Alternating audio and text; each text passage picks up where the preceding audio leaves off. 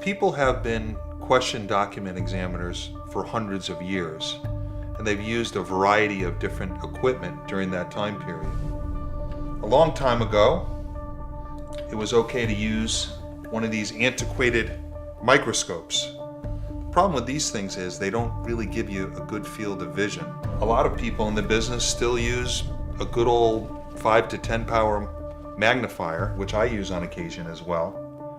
And this gives you a large general view of things, but it's kind of antiquated too. One of my favorite things to use is the optic.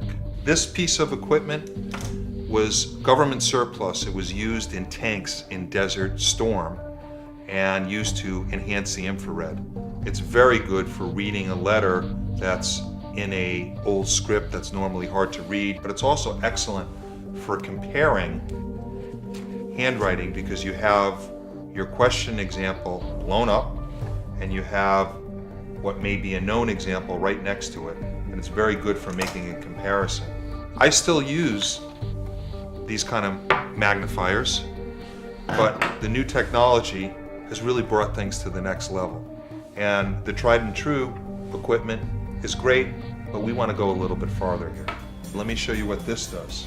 I take the image, which this has captured like a normal scanner, very quickly load it into my iPad, and what I may do is scan a question signature, and I'm concerned with the way the D connects with the R, or some subtle little way that the W is looped. And this allows me to take a really good look to see if indeed I'm looking at an authentic signature. Often I get asked to look at a letter that might be very important in a court case, and I have to determine whether this signature is authentic. Then I use a little bit more of a sophisticated item, and that's called the proscope. You may have seen it on CSI if you watched that program. It's a very effective tool, but you really need to know how to use it. Here's a letter of somebody not particularly famous, Register of Copyrights, and I'm going to put this right up to the signature, to the ink. I might want to see if the typewriting appears to be over the ink signature, or if the ink signature appears to be over the typewriting. In this example, you could see the feathering, which wouldn't be picked up by a scanner, and that shows that it's real ink. What if this document was yours and it was a contract for an invention worth $30 million and somebody was trying to take it away from you?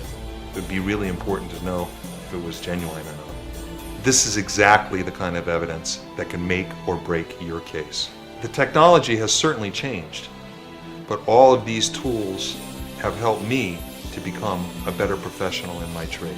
Whether you need authentication or you need a question document examiner, these are the things that help me to help you.